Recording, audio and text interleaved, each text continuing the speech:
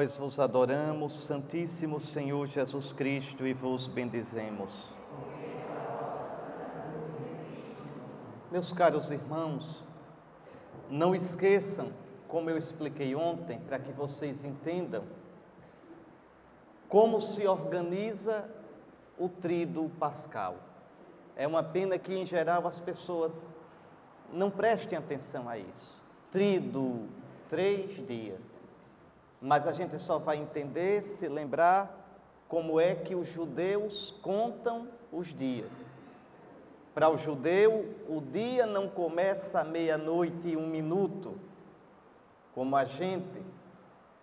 Para o judeu, o dia começa quando brilham as 3 primeiras estrelas no céu. O dia começa ao entardecer. Por isso que no livro do Gênesis se diz, houve uma tarde e uma manhã, primeiro dia. Houve uma tarde e uma manhã, segundo dia. Então, o calendário judaico era lunar, não solar como o nosso.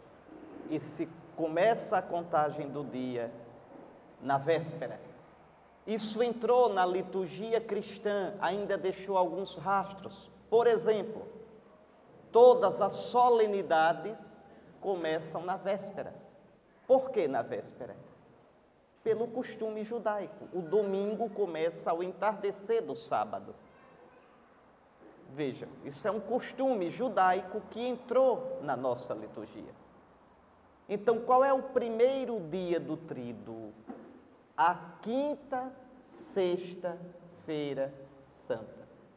O tríduo começou ontem à tarde, mas ontem à tarde já é hoje. Vejam, o primeiro dia do tríduo começou ontem à tarde e termina hoje à tarde. E eu explicava a vocês o que se celebra neste primeiro dia do tríduo. Tem que entender um pouquinho antes a Páscoa dos judeus. A Páscoa dos judeus tem 3 partes. Os judeus eram escravos no Egito. Primeira situação. Deus os fez atravessar o mar. Segunda situação. Eles saíram livres do outro lado, cantando glória a Deus. Louvemos ao Senhor que fez brilhar sua vitória, afogou no mar cavalo e cavaleiro. Vejam, os judeus passaram da escravidão no Egito, onde eram ninguém, onde eram não povo, onde eram escravos, para a liberdade. Mas passaram atravessando o mar, e o mar significa morte. O mar significa tragédia. Salvai-me, ó Deus, porque as águas até o meu pescoço já chegaram. Vejam, o mar significa a morte. Do mesmo modo, Jesus fez a Páscoa dele. Jesus saiu deste mundo como os judeus, os israelitas saíram do Egito. E para Jesus esse mundo era uma escravidão? Era. Porque ele, sendo Deus, abaixou-se, esvaziou-se, fez-se pobre para nos enriquecer. Ele, o que é que São Paulo diz? No capítulo 2 da carta aos Filipenses. Ele tinha a forma de Deus. São Paulo usa essa expressão, morfé tu teu. Ele tinha a forma de Deus. Era Deus. Não se apegou a isto. A gente se apega a tanta bobagem. Jesus não se apegou a ser Deus. Isso é uma coisa que a gente não vai entender nunca. Porque ser Deus é ser tudo. Mas por amor de nós, por obediência ao Pai, veja, ele que tinha a forma de Deus, abaixou-se. São Paulo diz, esvaziou-se. É quem esvaziou-se, murchou e tomou a forma de servo. Morfé tudolu, a forma de servo. Tomou a nossa forma, a forma de escravo. E São Paulo diz, tendo a forma, sendo encontrado na forma de homem, de servo, humilhou-se ainda mais. A humilhação de Jesus, é impossível alguém se humilhar mais do que Jesus. Ele humilhou-se ainda mais, já tinha forma de servo. Olha, de Deus para servo é uma humilhação sem tamanho, porque a glória de Deus é infinita. É infinita. Imagine você dizer, eu vou, por amor às baratas, tomar a forma de barata, ser um inseto. Ser um inseto, viver vida de barata. Seria uma humilhação terrível para o ser humano, com tudo o que é próprio de barata. Jesus fez muito mais. Jesus, tendo a forma de Deus, Criador infinito, tomou a forma de homem, de servo. Mas não só isso, encontrado na forma de servo, fez-se obediente ao Pai até a morte. Não foi só servo, mas de morte violenta. E não só morte, porque tem morte e morte. Isso para os antigos era importantíssimo. Uma coisa era morrer honrado, outra coisa era morrer desonrado. Humilhou-se, fazendo-se obediente até a morte, e morte de cruz, que era a morte mais vergonhosa, mais ignominiosa, veja, mais humilhante, mais repugnante e mais dolorosa que existia na antiguidade. A morte de cruz, vocês não imaginam a vergonha que era, tanto que os romanos puniam os maiores criminosos com a morte de cruz. Um cidadão romano não podia ser crucificado, era ultrajante. Um cidadão romano, por criminoso que fosse, jamais seria crucificado. É a morte de escravo, é a morte da gentalha, é uma morte vergonhosa, você fica exposto, e é uma morte em banho-maria. Como é que um crucificado morre? Ele morre por asfixia. A gente coloca na cruz um pezinho para Jesus se apoiar, mas não existia aquele pezinho. Ali é que está o segredo da morte de cruz. Vejam, à medida, um crucificado, ele fica pendurado. Ele fica pendurado. E como é que ele tem que se apoiar? Tem que se apoiar nos pulsos, onde os pregos ficam, e nos pés. É um prego só aqui, um pé sobre o outro. Agora vejam, quando a dor começa, e deve ser terrível, ele começa a descer, para aliviar os pés, vejam. E aí então, quando ele desce, falta-lhe o ar para respirar. Não tem mais força para respirar. E aí então ele faz isso, ele tenta, impulsionando, apoiando-se nos cravos, subir, para pegar o ar, puxar o ar. É uma dor tremenda. Cada vez que ele faz isso, ele vai tendo menos força. Ele vai conseguindo subir menos e ficar menos tempo em cima, até que não sobe mais e morre por asfixia. Então, era a morte mais vergonhosa, pois o nosso Salvador Jesus Cristo, vejam, tomou a condição de servo humana, fez-se obediente até a morte e morte de cruz. De cruz. Então, Jesus, pelo simples fato de se ter feito homem, ele já está numa condição de escravidão.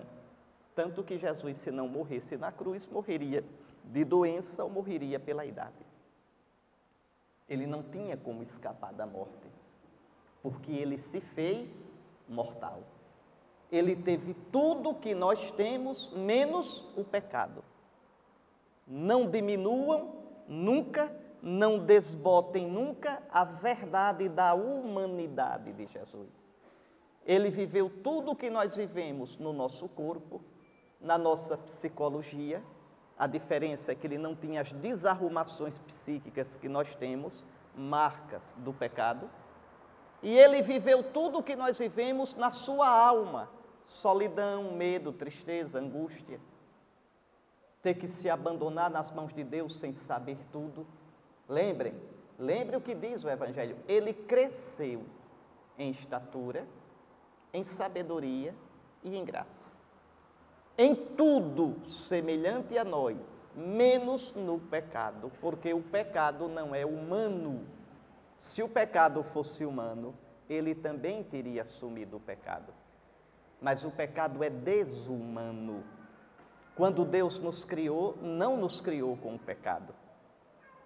O pecado, pelo contrário, é algo que entrou depois e nos desumaniza. Se o pecado fosse humano, quanto mais eu pecasse, mais humano ficaria. E o pecador máximo seria o humano perfeito. Não, o pecado nos desumaniza.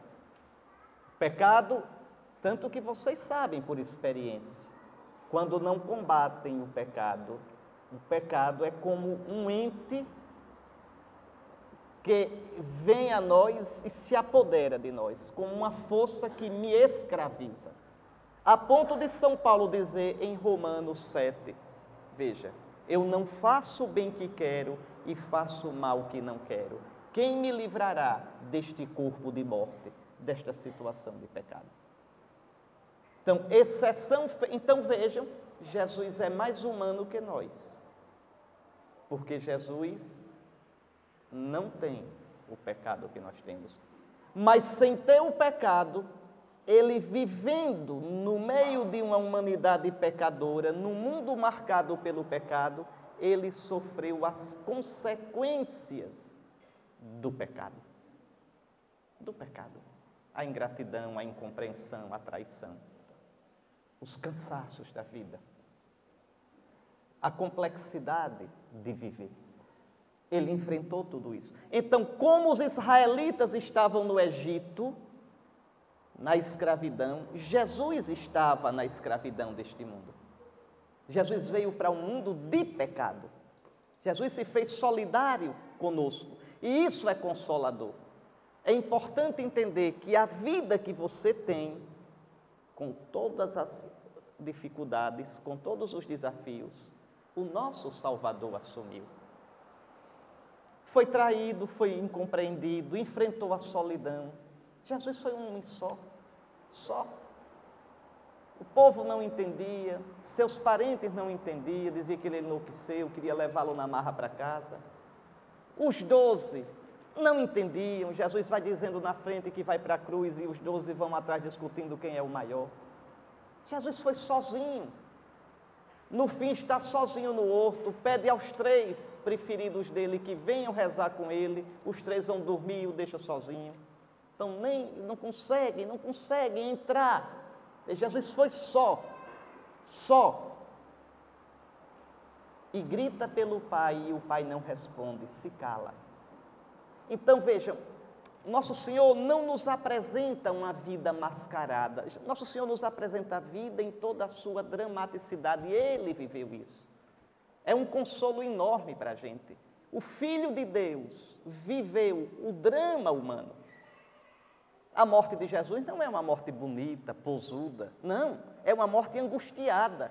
São Marcos diz no capítulo 14, ele começou a apavorar-se e entristecer-se. Ele diz, a minha alma está triste até a morte, é depressão braba. E diz aos discípulos, ficai aqui comigo e vigiai. Eu me sinto só, eu me sinto desamparado. Me sustentem. Como a gente às vezes precisa de um sorriso, de uma palavra de apoio, de alguém que diga, o que é que você tem? Jesus precisou disso. O Filho de Deus, Deus eterno, precisou disso. E não encontrou. Então a morte de Jesus não é uma morte posuda. Sócrates, quando foi condenado a beber cicuta, acusado de corromper os jovens de Atenas, Sócrates, antes de morrer, recebeu os amigos, fez todo um discurso filosófico sobre as vantagens da morte e depois tomou a cicuta dele e morreu, veja, em grande estilo. Jesus não morre assim. É uma morte feia, porque é a morte pelos nossos pecados. Não é assim, não é a libertação da alma, não é isso. Não, a morte é o perigo de cair no nada, no absurdo, no inferno. A morte é o perigo de perder Deus. Jesus morre, aquela morte que mostra o pecado do mundo. Um mundo que se fecha para Deus. Um mundo que vai ficando feio, solitário, embrutecido, porque longe de Deus que é nossa vida. Então vejam, esse é o primeiro dia do tríduo. Jesus está na escravidão da morte e vai se entregar por nós. Eu dizia ontem, ele se entregou por nós. Entregou-se na ceia e poucas horas depois entregou-se na cruz.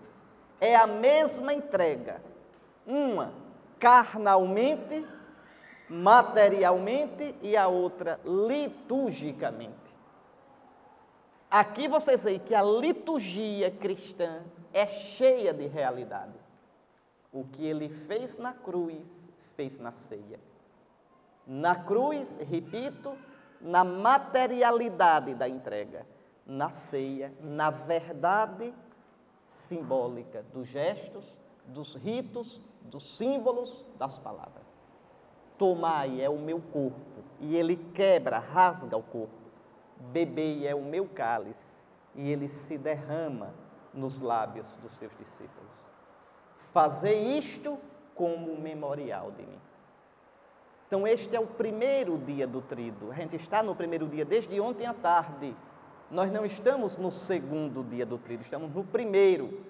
Ele se entregou por nós, na ceia e na cruz. É o mistério de uma entrega de amor até o fim, tendo amado os seus que estavam no mundo, infinem dilexit, e até o fim ele amou, até o extremo, até o extremo. Pronto, hoje ao entardecer, o nosso Salvador deixa este mundo. Onde foi que Cristo deixou o mundo? Qual foi a brecha pela qual Cristo saiu do mundo? Imagine esse mundo como uma bolha, e Jesus está dentro dela, nós todos estamos dentro da bolha. Para sair dela tem que encontrar um buraquinho para passar. E para outro mundo, qual foi esse buraquinho? Qual foi a porta para sair do mundo? A cruz. Ali pregaram Jesus, no dia 7 de abril do ano 30, pelas 3 horas da tarde, quando no templo se matavam os cordeiros pascais. Vejam, estava o cordeiro pascal pendurado na cruz. Pelas 3 horas da tarde, ele saiu do mundo. O que foi que ficou na cruz? Não foi mais Jesus.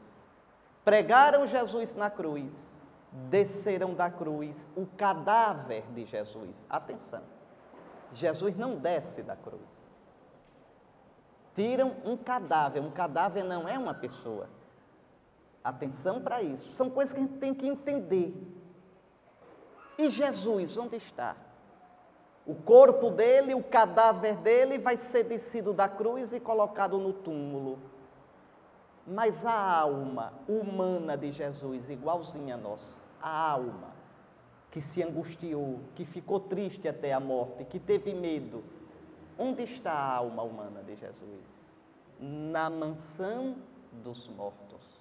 Mansão dos mortos não é o túmulo, mansão dos mortos é o estado de morte, aquilo que os judeus chamavam de Sheol, e que o Novo Testamento chama, pegando a linguagem grega, de Hades, a morada dos mortos.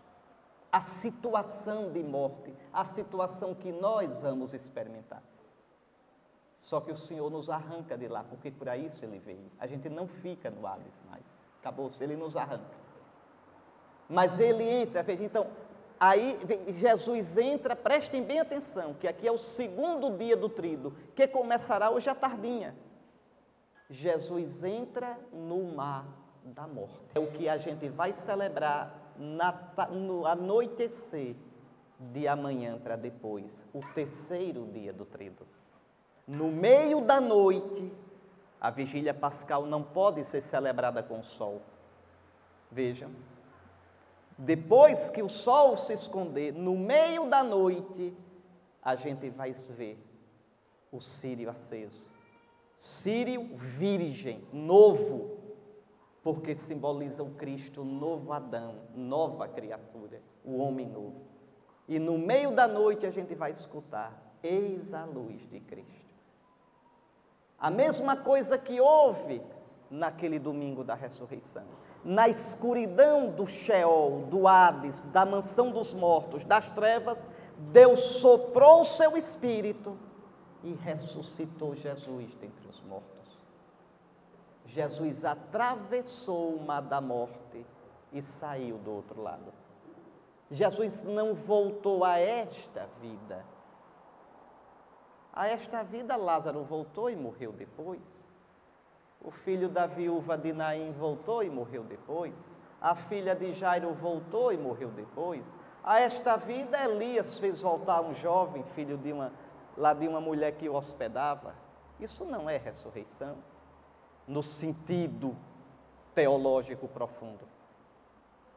Ressurreição, o primeiro foi Jesus. É vencer a morte de vez. Não é voltar a esta vida, não é voltar para trás, desculpem a redundância, é ir para frente. Jesus venceu. Imagine se no meio do mar os israelitas dissessem: vamos voltar para o Egito. Não tinham sido libertados, tinham voltado, grande coisa. Ah, mas a gente ficou livre do mar. Ficou livre do mar da morte e voltou para cá, para a escravidão. Não. O que Jesus fez foi uma coisa que ninguém tinha feito. Ele atravessou a morte e saiu do outro lado. Ele nos abriu o caminho. Por isso a nossa alegria. A nossa alegria não é só porque Jesus ressuscitou. Isso não seria motivo para a alegria nossa, não. A nossa alegria é como São Paulo diz na 1 aos Coríntios, capítulo 15. Cristo ressuscitou como primícias dos que adormeceram. Ou seja, Ele é o primeiro de uma colheita toda. O que são as primícias? É o primeiro bocado que você pega, que representa a colheita toda. Cristo são as primícias. Olha a colheita. Cristo ressuscitou como primícias dos que adormeceram. Como no velho Adão todos morrem, no novo Adão todos terão a vida.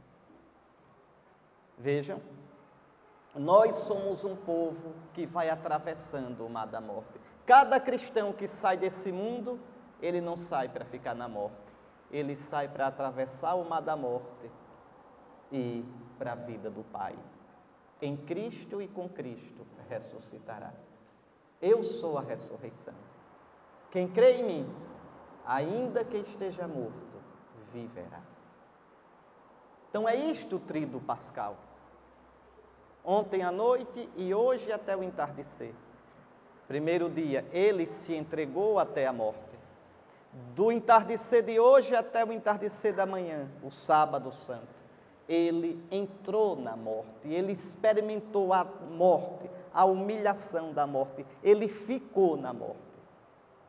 Terceiro dia, do entardecer do sábado para o domingo, e aí dura 50 dias até Pentecostes. A igreja não consegue celebrar num dia só. Celebra 1/8, 8 dias, e depois 50 dias ainda de festa, até Pentecostes. Ele saiu do outro lado, ele venceu a morte. A dele e a nossa. O que é que eu faço para participar dessa vitória? Creia no Senhor Jesus e seja batizado nele. Vejam, por isso o batismo na Páscoa.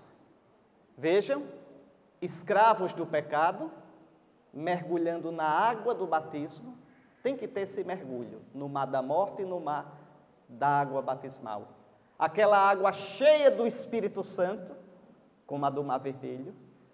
Vejam como, para vocês entenderem o que é a liturgia.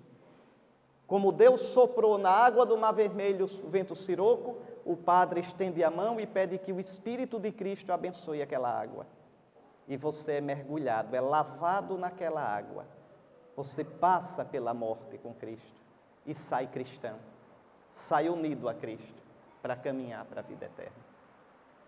Por isso, na noite da Páscoa, tantos pelo mundo inteiro, os catecúmenos, os que estão se preparando para o batismo, tantos serão batizados. Morrerão com Cristo e ressuscitarão com Cristo. Essa é a nossa glória. E esse batismo deve ir agindo em nós. Então, Com isso, espero que vocês fiquem bem situados no que a gente está celebrando. Porque, em geral, na cabeça dos cristãos, o que é a Semana Santa? Um bocado de celebração assim solta, como se fosse um drama, seguindo a paixão de Cristo. E não é isso. Se fosse um drama, vocês iam assistir em algum lugar aí que tem um teatro com a paixão de Cristo. Não é isso. É um mistério ritual, veja, cheio do Espírito de Cristo, pelo qual eu posso de verdade entrar na paixão, na morte e na vitória, na ressurreição de Cristo. Então, a liturgia de hoje não há missa, é um dia alitúrgico. Desde ontem, após a missa da ceia do Senhor, tira-se a água benta das pias da igreja, não pode ficar água benta nenhuma, porque a água benta lembra o nosso batismo. A igreja hoje e amanhã não pode celebrar sacramento, só celebra o sacramento da confissão e a unção para doentes graves.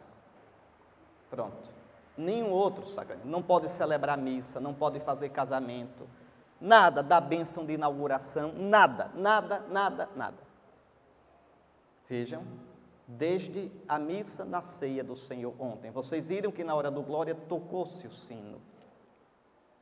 E aí o sino se cala, só se pode tocar a madeira, a matraca, que era um modo de chamar o povo, não existia relógio, se chamava com o sino, na Semana Santa no tríduo com a matraca, que é um modo de falar mais baixo, sem o júbilo, sem a pompa do sino, quase silencioso, quase dizendo fulano, mas bem baixinho, colocando a mão na boca. É esse o sentido. A partir de ontem, a partir do Glória, logo após o Glória, deveria-se, infelizmente a gente está longe de conseguir isso no Brasil, paciência, né? A gente queima com a lenha que tem, não se deveria tocar instrumento musical nenhum, o canto é só na voz, só no gogó, não tem instrumento musical nenhum. A rubrica é clara, o instrumento só para sustentar o canto, para não sair do tom, para não descer o tom. Veja, isso na liturgia, não estou falando dentro do rito litúrgico. Então é só a voz humana, aquela coisa grave, aquela coisa pobre, aquela coisa austera. Não é brincadeira, o Senhor entrou na morte. Isso não é brincadeira. Então descobre-se o altar, porque não há celebração da missa. Só são 2 dias no ano nos quais a igreja não celebra a missa, sexta e sábado. Que, como eu expliquei, é um dia só. A sexta, veja, e o sábado até o anoitecer. Então, não se celebra. Não se celebra. Por quê? O que é que Jesus diz? Dias virão em que o esposo será tirado, então jejuarão. A gente jejua de celebrar a Sagrada Eucaristia, o sacrifício de Cristo. Hoje e amanhã são dias alitúrgicos, sem liturgia. O povo se reúne pelas 3 horas da tarde, essa é a hora certa. Ontem a hora certa da missa da ceia era 5, veja, o entardecer, e hoje às 3 da tarde. Nas paróquias isso se muda de acordo, porque tem o trabalho do povo, o mundo mudou muito, tem a segurança nas grandes cidades, então muda o horário, às vezes à noite, mas nunca antes das 3 da tarde. Então, às 3 da tarde, nós nos reunimos para a solene celebração da paixão do Senhor, que consiste em 3 coisas bem simples. O que significa essa cruz? Então, a gente se reúne para a liturgia da palavra, escutando a palavra de Deus. A gente vê a cruz, entender aquele desastre com o olhar de Deus e não com o nosso. Como a gente deve entender os desastres da nossa vida, os apertos da nossa vida, com o olhar de Deus e não com o nosso. A gente deve aprender a olhar o mundo a partir do olhar de Deus e não do nosso. Porque o que é loucura de Deus é mais sábio do que a sabedoria do mundo. Então, a liturgia da palavra, que termina hoje com uma oração solene.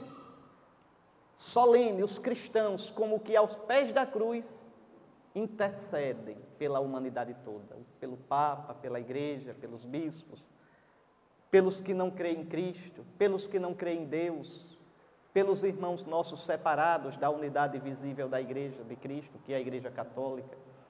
A gente reza pelos que viajam, pelos poderes públicos, pelos que vão se batizar na noite da Páscoa, os catecúmenos. Então é a grande oração de intercessão que a Igreja, olhando o seu sacerdote Jesus no altar da cruz, se oferecendo, a Igreja ousa pedir. É a primeira parte da celebração de hoje. Depois, na segunda parte, que é a mais impressionante, comovente, a adoração da cruz. Entendam, a adoração não é da madeira da cruz, a adoração do mistério da cruz. O que é a cruz? O amor de Deus que se entrega. É esse o sentido.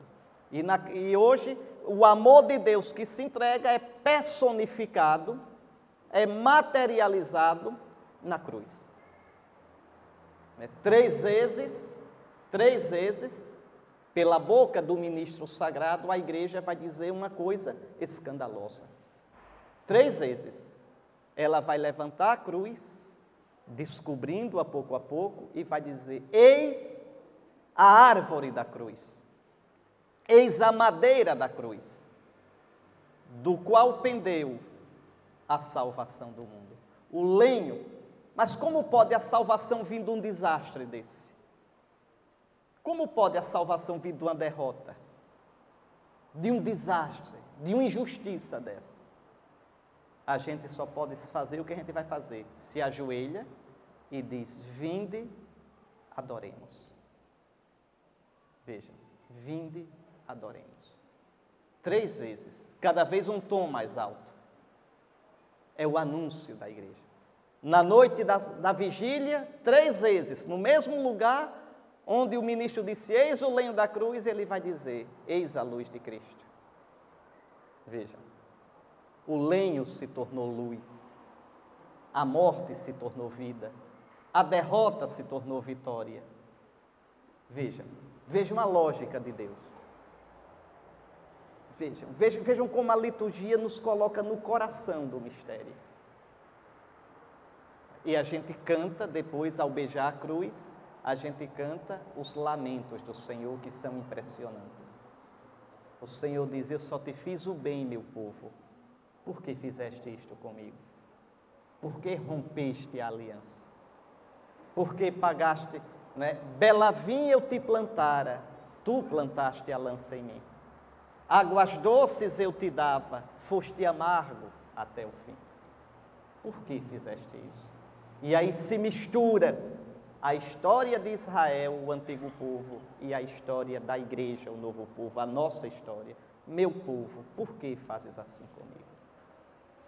Por que és ingrato? Por que não pagas amor com amor? Veja, por que te fechas? E a terceira parte, a comunhão eucarística. As hóstias que nós vamos comungar hoje foram consagradas ontem. Aqui é muito interessante, viu? Só para vocês saberem, aqui os padres é que tem que ter o cuidado com isso, mas para vocês saberem. Na missa de ontem, vocês comungaram hóstias consagradas ontem. No tríduo não se pode comungar hóstias consagradas anteriormente. As hóstias que tivessem nas igrejas, o padre recolhe e guarda num cantinho. Então, vocês comungaram ontem as hóstias consagradas ontem. E hoje comungarão as hóstias consagradas ontem. Elas estão naquele lugarzinho que foi preparado na paróquia, no altar da reposição, para serem adoradas, Cristo ser adorado de modo solene até a meia-noite. A partir de meia-noite a adoração só pode ser silenciosa e pessoal. Hoje já é assim. Vejam, então, nós vamos comungar. Por que comungar? Porque o Cristo imolado já não morre. O nosso Senhor está vivo. Nós celebramos ritualmente a sua morte. Nós recebemos a graça da sua morte. Mas Ele está vivo. E nós vamos comungá-lo imolado e ressuscitado na Eucaristia, vivo. Então a gente comunga, e aí é a terceira parte. É esse o rito hoje. Vejam, e eu queria agora meditar rapidamente sobre alguns aspectos dessa liturgia de hoje. Primeiramente, observe quando vocês chegarem hoje na celebração, como é grave, é bonito demais a liturgia. Hoje não tem em nome do Pai, hoje não tem a graça de nosso Senhor Jesus Cristo esteja convosco, não. Hoje o celebrante entra em silêncio, se prostra. Aquela prostração, o que significa? É o modo de adoração mais profundo na liturgia. Na liturgia você pode fazer uma reverência, você pode se ajoelhar, ou você pode se prostrar. Você se colocar no nível do chão. Mais para baixo do que a prostração não existe. Veja, é você prostrado humildemente diante da grandeza de Deus, da grandeza do mistério. Então o celebrante se prostra e toda a assembleia se ajoelha, adorando o mistério da cruz do Senhor. E aí é interessante, essas coisas os católicos devem reaprender a saborear. Aí o padre vai lá para frente, não diz oremos, não diz nada, nada, nada. De modo cru, duro, ele diz assim, sem nem olhar para a gente, sem nem olhar para a assembleia. Ó Deus, foi por nós que o Cristo, vosso Filho, derramando o seu sangue, instituiu o mistério da Páscoa. Eu já expliquei a vocês que o sangue é a vida.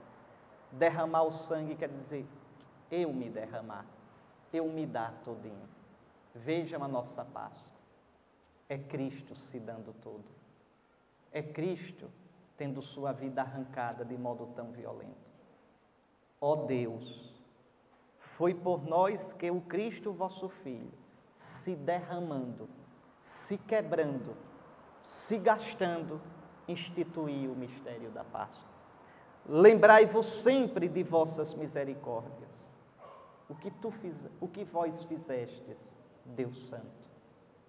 Vós entregastes o vosso Filho de um modo tão espantoso, tão escandaloso, por nós.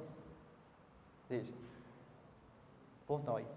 Na vigília pascal a igreja vai dizer, não vai dizer a Deus, no precônio pascal, não hesitastes em dar o próprio Filho, não hesitastes, Pai, que loucura vossa, não hesitastes em entregar o próprio Filho, o herdeiro, para a culpa dos servos resgatar, dos empregados.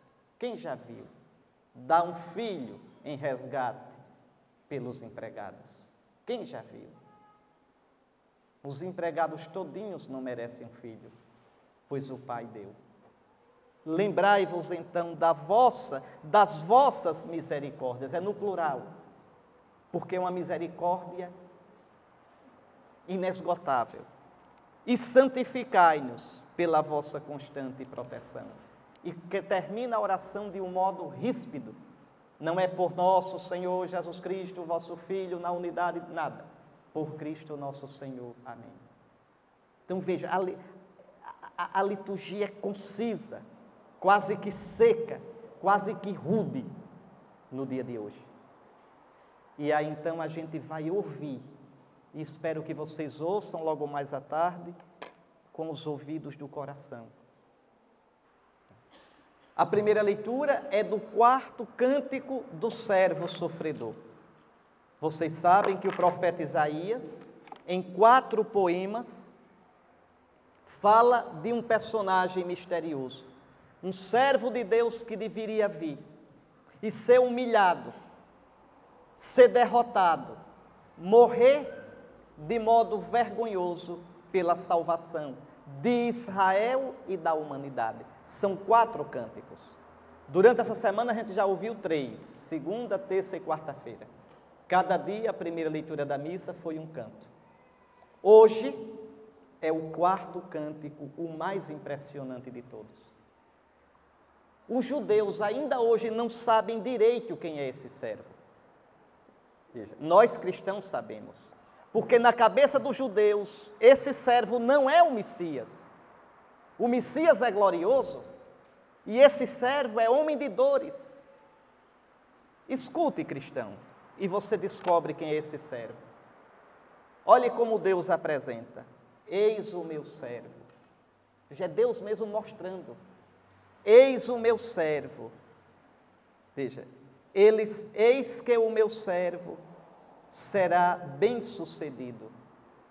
Sua ascensão será o mais alto grau. Mas que palavra é essa? Jesus foi bem-sucedido? Foi, meus irmãos, foi. Jesus pode dizer, Pai, e ele diz no capítulo 17 de João, na última oração dele, Pai, terminei a obra que tu me deste.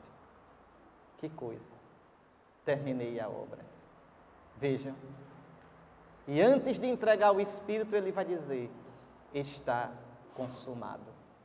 Ou seja, eu fiz tudo que tinha para fazer. Eu cumpri, Pai, a tua vontade. Que coisa impressionante. Vejam. E aí se entrega. Nas tuas mãos eu me entrego. Agora, Pai, é contigo. A minha parte eu fiz. Agora eu me coloco nas tuas mãos. Cabe a ti a última palavra. Tu não falaste até agora, gritei por ti e tu te calaste. Eu continuo confiando. Como diz Jó, ainda que ele me mate, eu esperarei nele. E o Pai vai falar, ressuscitando Jesus. Vejam. Mas escutem. Ele será bem-sucedido, o meu servo. Sua ascensão será o mais alto grau. É verdade. Deus lhe deu o nome acima de todo nome. Só a gente repete tanto isso, mas às vezes não entende. Qual foi o nome que o Pai deu a Jesus? O nome de Kyrios, em grego. Senhor. Vocês vão dizer, e que nome é esse? O que é isso? É que Kyrios, em grego, na Bíblia grega, na tradução grega do Antigo Testamento, o Antigo Testamento chamava a Deus de Kyrios. Kyrios, em grego, traduz o hebraico Adonai. Adonai é o modo como os judeus chamam Deus. Os judeus não chamam Deus pelo nome. Esse nome santo, Javé, que não deve andar para lá e para cá na boca da gente. O judeu, quando via esse nome, ele dizia Adonai. Veja, Adon é Senhor. Senhor. Na Bíblia grega foi traduzida para Kyrios. Então não se iluda, quando o povo encontrava Jesus, dizia Senhor, mas aí é Senhor, como a gente chama todo mundo de Senhor. Ô seu José, veja, Senhor era só, o povo falava somente como um título de respeito. Mas agora não, aqui Senhor é no outro sentido. Senhor quer dizer Deus, Kyrios. Por isso São Paulo vai dizer, no capítulo 2 da carta aos Filipenses, Deus lhe deu um nome acima de todo nome. E toda língua confesse para a glória de Deus Pai, que Jesus é Kyrios, que Jesus é Deus. Aí o cristão escuta e não entende, mas ele não já era? Era não, ele era Deus como Deus, mas Deus como homem ele não era. Agora quem é Deus é o homem Jesus. Agora é aquela carne nascida de Maria, é aquela alma humana igual a nossa, que agora é divino. Vejam, na sua natureza divina, Jesus já era Deus, não mudou nada.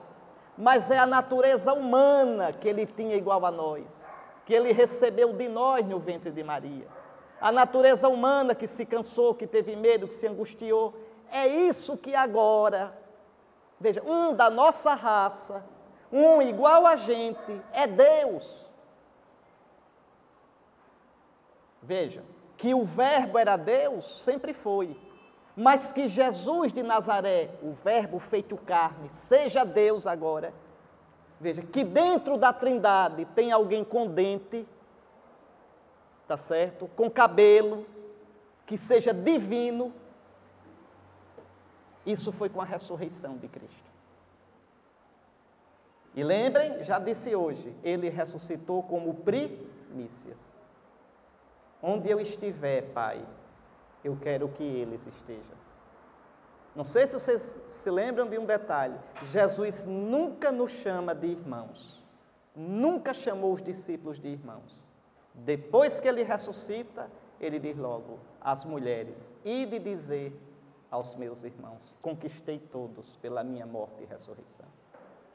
Nunca mais me separo deles, nunca mais. Eu quero que onde eu estiver, eles estejam, Pai, para que vejam a minha glória. Mas vocês têm que entender também isso. É um bocado de coisa que a gente tem que entender. Ver a glória de Deus não é ver como eu estou vendo esse telhado. Ver a glória de Deus é estar dentro da glória de Deus. Santo Irineu diz bonito, no século II, como quem vê a luz está na luz, quem vê a glória está na glória. Vou explicar. A gente está vendo a luz do sol, não está? E onde é que está a luz do sol? Cercando a gente. A gente está metido dentro da luz. Veja. Quem vê a luz está dentro da luz. É assim que a gente estará na glória de Deus. Quem vê a glória está dentro da glória. Veja. A gente vai estar mergulhado em Deus. É isso que Jesus pede para nós. Que eles vejam a minha glória. Que eles estejam onde eu estou, para que vejam a minha glória, glória que tu me deste. Quando? Na ressurreição. Então, é verdade essa palavra do profeta Isaías. Vejam, o meu servo será bem-sucedido, sua ascensão será o mais alto grau. Assim como muitos ficaram pasmados ao vê-lo, tão desfigurado ele estava, que não parecia ser um homem ou ter aspecto humano, do mesmo modo, ele espalhará sua fama entre os povos. Diante dele, os reis se manterão em silêncio, vendo algo que nunca lhes foi narrado e conhecendo coisas que jamais ouviram. Sim, os reis aqui são os grandes do mundo, seja que grandeza for. Pode ser um professor universitário, um cientista, um governante, vendo a lógica de Deus. Me diga, pelo amor de Deus, quem de nós pode entender a lógica de Deus que passa pela cruz? Nem a gente. Você só pode entender a lógica de Deus se na hora da sua cruz você se ajoelhar. Se você não fizer isso, você vai-se embora. Pragueja, maldiz, diz isso tudo é besteira, eu perdi minha vida em besteira e vai embora. A gente só pode entender a lógica de Deus unindo-se à cruz do Senhor. É o único caminho e eu sinto lhes dizer, não há outro. Aqui também tem uma coisa impressionante. Jesus é o mais belo dos filhos dos homens. No entanto, a Escritura diz, ele não tinha mais nenhuma forma de homem. Veja, a gente sentia repugnância, não parecia ser um homem ou ter aspecto humano. Que mistério! Sabem por que isso? Porque nós somos imagem de Deus e o pecado deformou essa imagem. Na verdade, Jesus na cruz, deformado pela cruz, ele mostra o que nós nos tornamos. Deformados pelo pecado. Veja, é preciso que a gente se deixe replasmar por Cristo, para sermos transformados em Cristo. Recuperar todo o esplendor da imagem de Deus que ficou ferida em nós. E aí Isaías continua, olhem, quem de nós deu crédito ao que ouvimos? E a quem foi dado reconhecer a força do Senhor? Quem é que vai acreditar num Deus assim? O mundo zomba de Jesus. O mundo não, a lógica, minha gente, não brinque, o mundo não é bonzinho, nem é simpático. Os cristãos não são simpáticos ao mundo.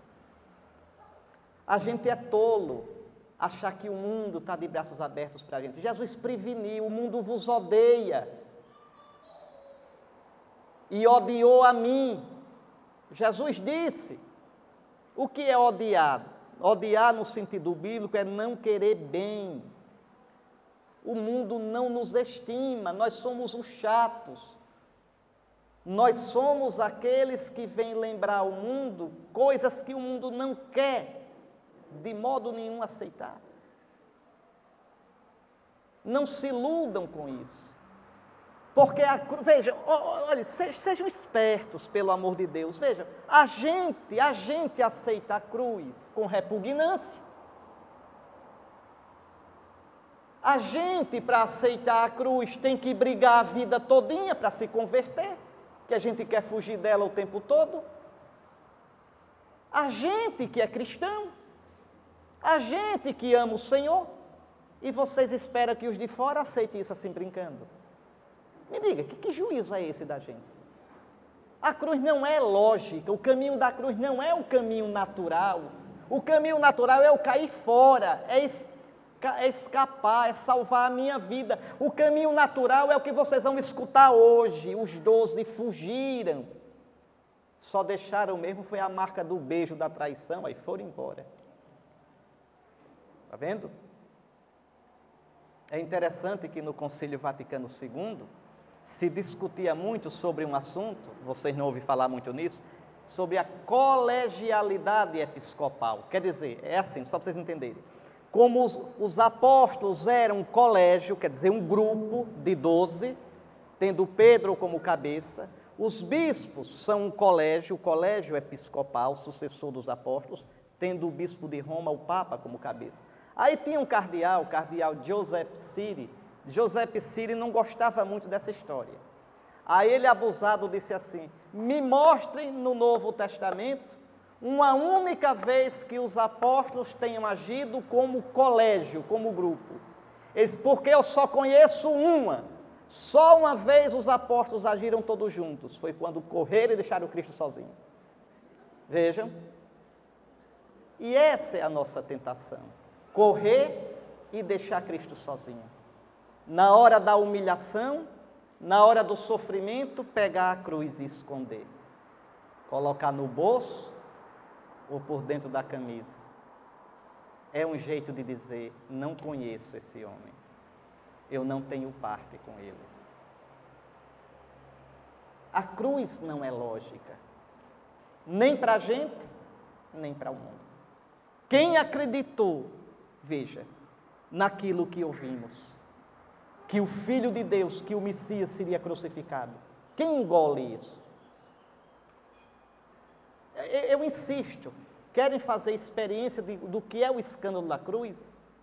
No sofrimento, no próximo sofrimento de vocês. No próximo momento difícil da vida, porque eles vêm, né? A gente passa por períodos horríveis na vida, horríveis.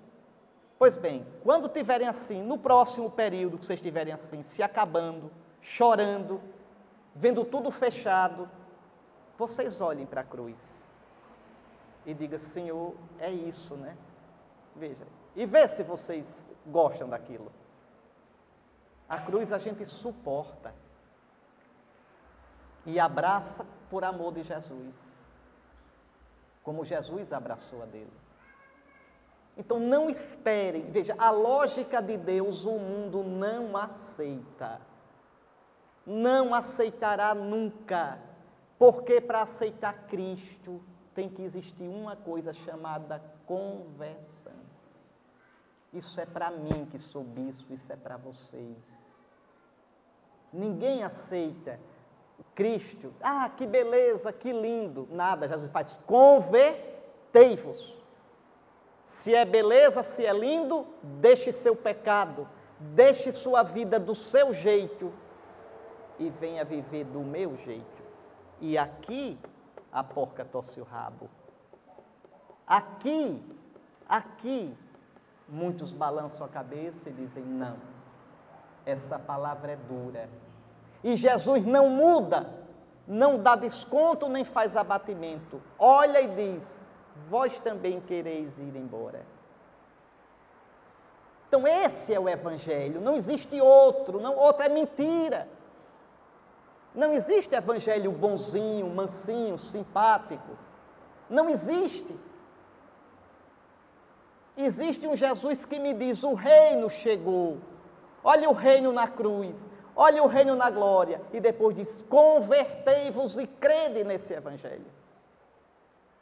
Por que é que para celebrar a Páscoa a gente tem que passar 40 dias examinando a nossa vida, fazendo penitência e rezando mais? Porque a gente precisa de conversão. Porque nenhum de nós, a começar por mim, nenhum de nós é o cristão como nosso Senhor espera que seja. Porque diante de nosso Senhor, diante da cruz de Cristo, todos nós somos deficitários. Todos nós, todos nós. Porque é que toda missa começa com, pedindo perdão? Por minha culpa, minha tão grande culpa. Porque é que antes de comungar a gente diz: Senhor, eu não sou digno. Vocês acham que isso é teatro? Veja, isso somos nós, é a igreja se reconhecendo deficitária diante do Senhor. Diante do Senhor. Pois bem, quem acreditou naquilo que nós ouvimos? E aí vai falar sobre esse servo. Olha esse servo, diante dele, diante do Senhor, veja, ele cresceu como rebento de planta ou como raiz em terra seca. Foi xoxinho. Jesus nunca foi grande aos olhos dos homens. Nunca fez mega show. Nunca foi amigo dos poderosos do mundo. Era um João ninguém. Veja, como planta em terra seca, raquítica. Veja, não tinha beleza nem atrativo para o olharmos. Não tinha aparência que nos agradasse. Era desprezado como o último dos mortais. Homem coberto de dores, cheio de sofrimentos. Passando por ele, tapávamos o rosto. Tão desprezível era, não fazíamos caso dele. É por isso que os pobres são sacramentos de Cristo. Porque os pobres, naturalmente, causam afastamento de nós. Vem dar trabalho, vem pedir coisa, pode causar repugnância se não são limpos. Vejam, Jesus diz: o que fizerdes a eles, a mim o fizestes. Por quê? Porque eu me tornei um deles. Na cruz eu fui homem de dores. Na cruz eu não tinha nada, eu fui pobre. Veja, o pobre é vigário de Cristo também. É vigário de Cristo. Ou seja, o pobre representa Cristo. Está no lugar de Cristo. Vejam bem, escutem mais.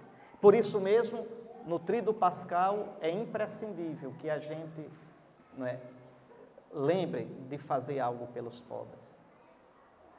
Lembre de um gesto de caridade. Na Quaresma, no Tríduo Pascal e na vida toda.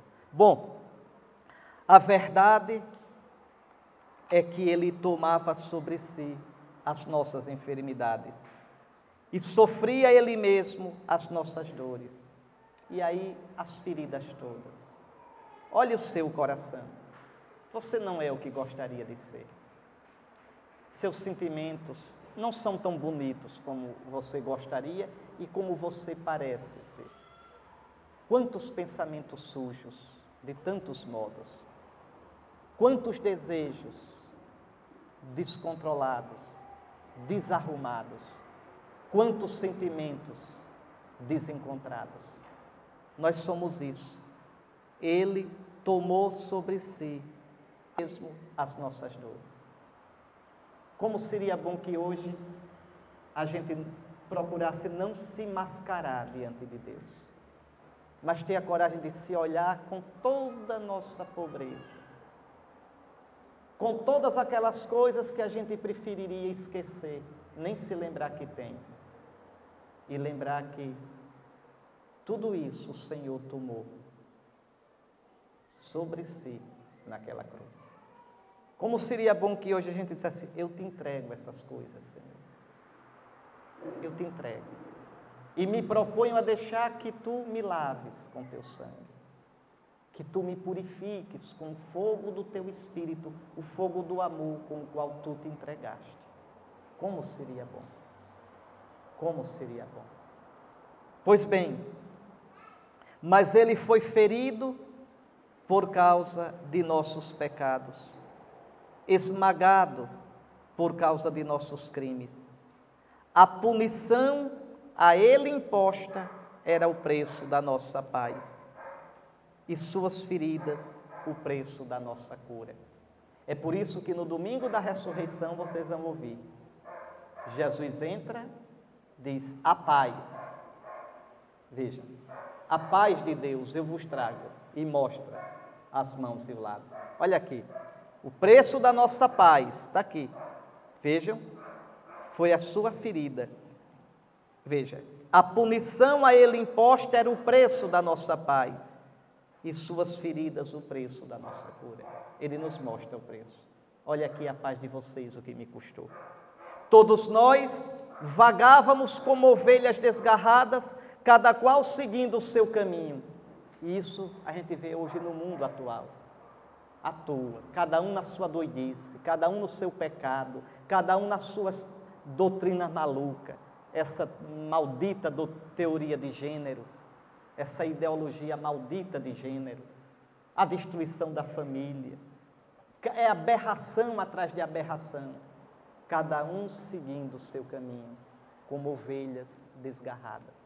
Vá olhar a vida dessa gente, a falta de sentido, a solidão. Quanto mais riem e gritam e mais alto falam, mais vazios são. Podem olhar. Vejam, é assim a humanidade. O Senhor fez recair sobre ele o pecado de todos nós. Foi maltratado e submeteu-se, não abriu a boca. Lembre que o Evangelho insiste em dizer isso. Jesus não abriu a boca. Jesus não se defendeu. Entregou ao Pai a sua defesa. Ele é o servo sofredor. Veja. Foi atormentado pela angústia e foi condenado. Quem se preocuparia com sua história de origem? Ele foi eliminado do mundo dos vivos e por causa do pecado do meu povo foi golpeado até morrer. Deram-lhe sepultura entre ímpios, um túmulo entre os ricos, porque ele não praticou o mal, nem se encontrou falsidade em suas palavras. Jesus morreu como um condenado. Jesus morreu uma morte de pecado, de condenado pelo pecado. Foi sepultado como qualquer um de nós, pecador, apesar de não ter pecado. Veja, Nosso Senhor se tornou igual a nós em tudo. Nosso Senhor se solidarizou com nós em tudo.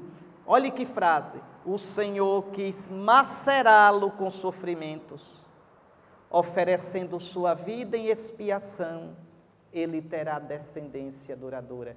Meus irmãos, nós somos a descendência de Cristo. No Salmo 22, Jesus diz: minha descendência o servirá. Nós somos a descendência dele. Jesus diz: se o grão de trigo que cai na terra não morrer, fica só um grãozinho. Não caiu, olha aqui o grãozinho.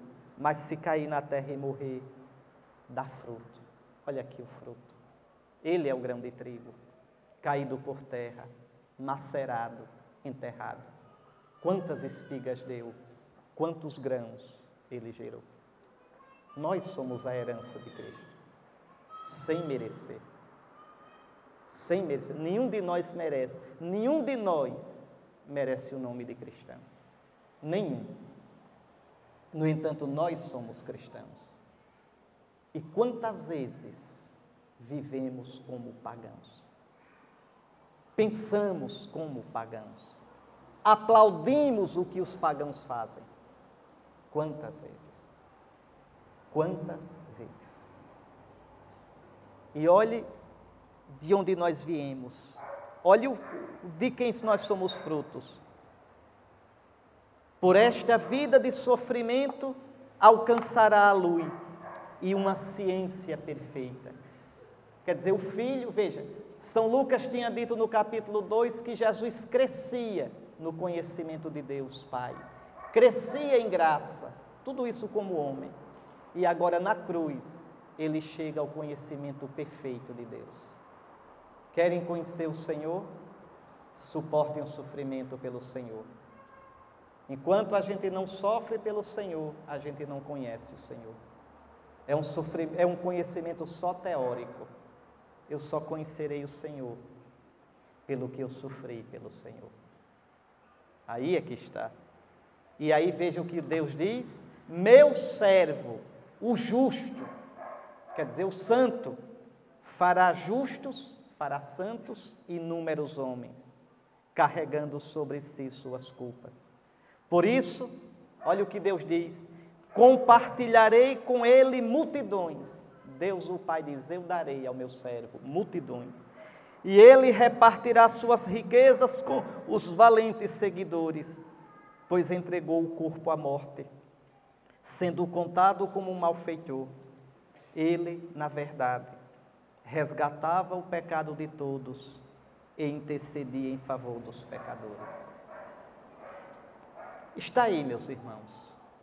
Não vai dar tempo eu meditar a segunda leitura, que é belíssima e fala do sacerdócio de Cristo. Mas que fique claro para vocês que essas ideias que eu coloquei aqui, assim, rapidamente, como pinceladas, ajudem vocês, ajudem a entrar nesse mistério tão grande da entrega de Cristo. Eu termino com a palavra do apóstolo São Paulo, que já citei ontem,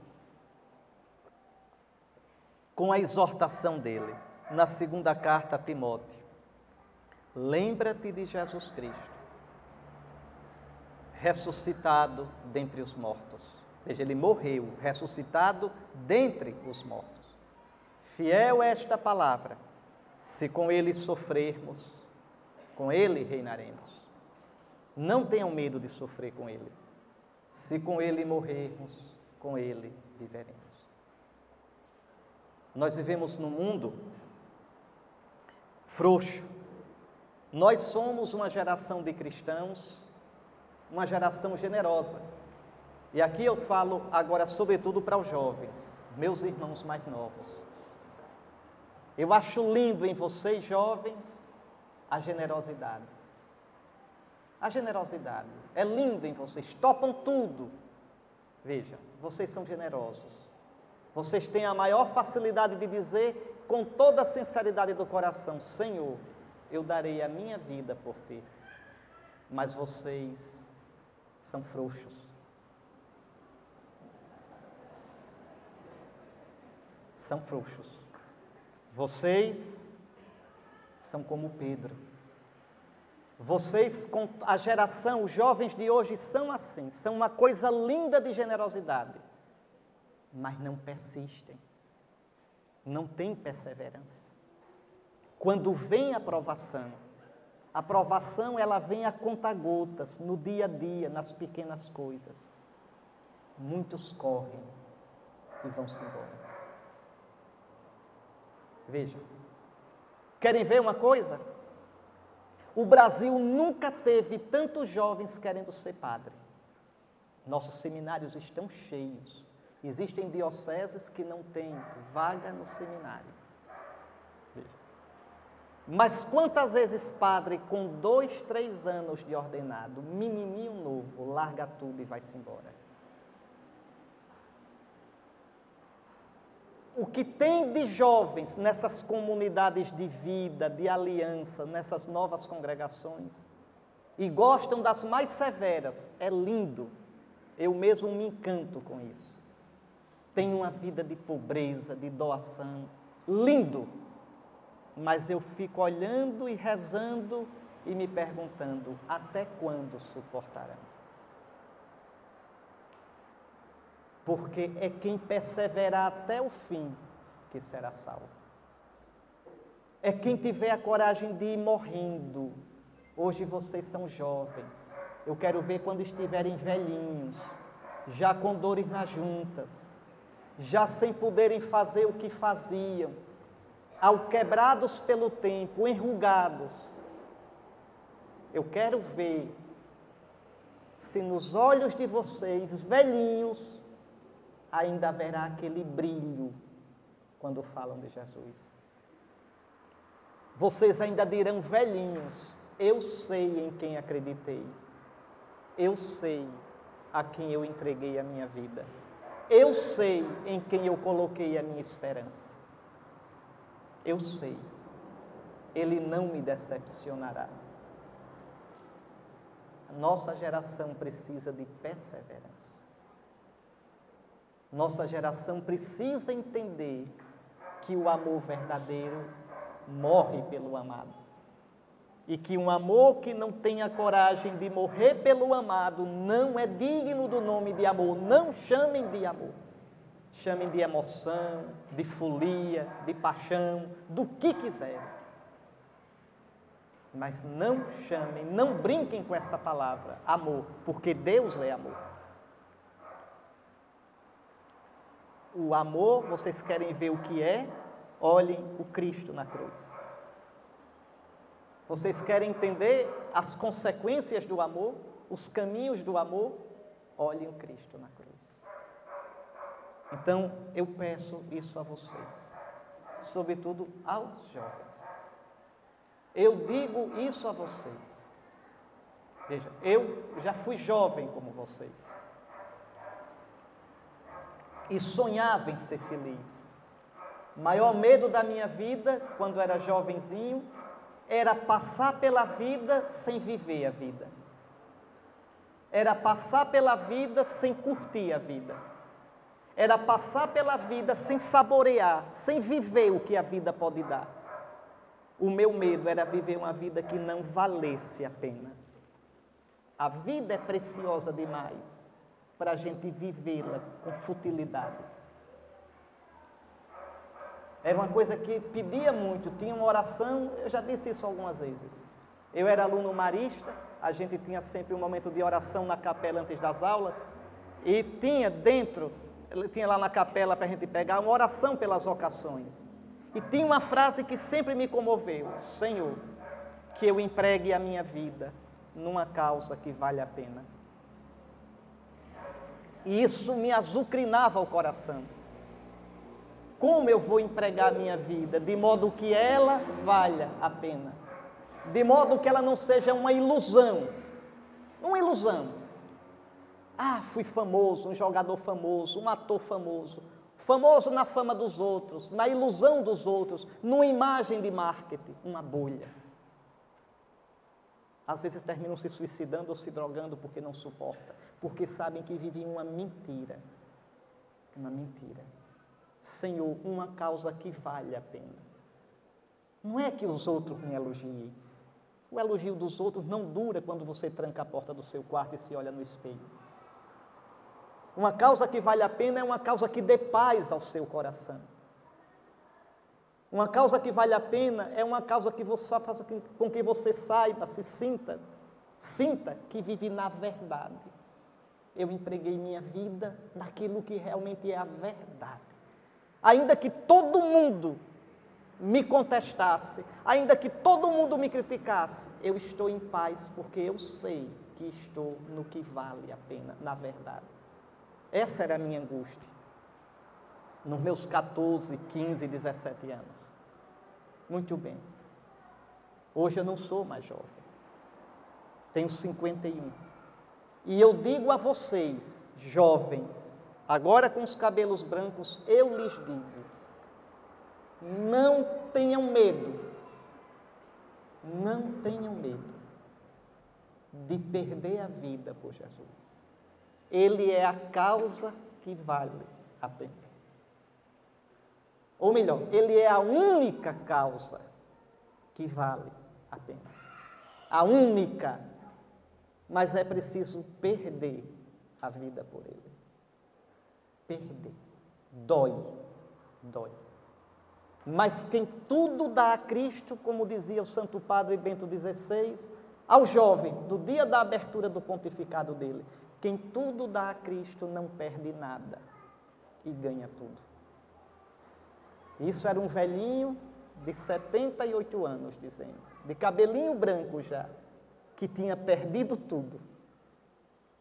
Veja, por experiência. E ainda hoje, no silêncio dele, ele continua dizendo: quem tudo dá a Cristo, nunca perde nada. Ganha tudo. Porque ganha a única coisa que ninguém pode tirar. Me diga, quem nos pode tirar Cristo, a não ser nós mesmos? Tudo que você tem, você pode perder. Tem inteligência? Amanhã você pode estar demente. Tem família? O tempo vai levá-la. Tem amigos? Eles vão embora. Tem juventude? Espere mais umas décadas para ver. Tem saúde? Tem fama? Tudo isso passará. Tudo isso passará. A única coisa, que vocês terão sempre, e cada vez mais profundo, e cada vez inundando mais de paz, é Jesus, nosso Senhor. Jesus. E no último momento da vida, quando vocês não tiverem mais nada a não ser o último sopro para morrer, felizes de vocês se tiverem Jesus, porque terão tido tudo e puderão com um sorriso de paz dizer: Senhor, eu vivi contigo, eu te procurei a vida toda, eu me uni a ti, até nessa doença eu me uni à tua morte, e agora eu vou para os teus braços na tua ressurreição. Então, queridos irmãos, nesse mundo frouxo, nesse mundo de tantas palavras bonitas e tão pouca consistência, eu lhes peço, perseverem na fé. E peço aos jovens que o entusiasmo de vocês, que as promessas, as juras de amor que vocês fazem a Nosso Senhor, se transformem em paciência no dia a dia, no cansaço, na preguiça que a gente sente, nos momentos, os períodos nos quais o entendimento fica obscurecido e a gente já não vê beleza na vida que abraçou, já não vê beleza no cristianismo, já não vê beleza em Nosso Senhor, já não vê beleza em nada, o irmão se torna um peso. Veja, o cristianismo se torna uma chatura, e vem então todas as carências da gente. Eu estou perdendo a minha vida, eu estou me privando disso. Veja, cuidado, é o momento de participar da cruz do Senhor. É o momento de dizer: eu completo na minha carne o que faltou da tua paixão. É o momento de abraçar a cruz, para ressuscitar com Cristo. Não fujas, não vás embora, não renegues o teu Senhor, porque no fundo tu estarás renegando a ti mesmo. No fundo, tu estarás te perdendo e depois estarás vazio. Essa é a parábola da cruz. É nesse mistério que a gente está mergulhado nesses dias. É esse mistério que a gente está celebrando. Pela vossa perseverança, salvareis as vossas vidas. Nós vos adoramos, Santíssimo Senhor Jesus Cristo, e vos bendizemos.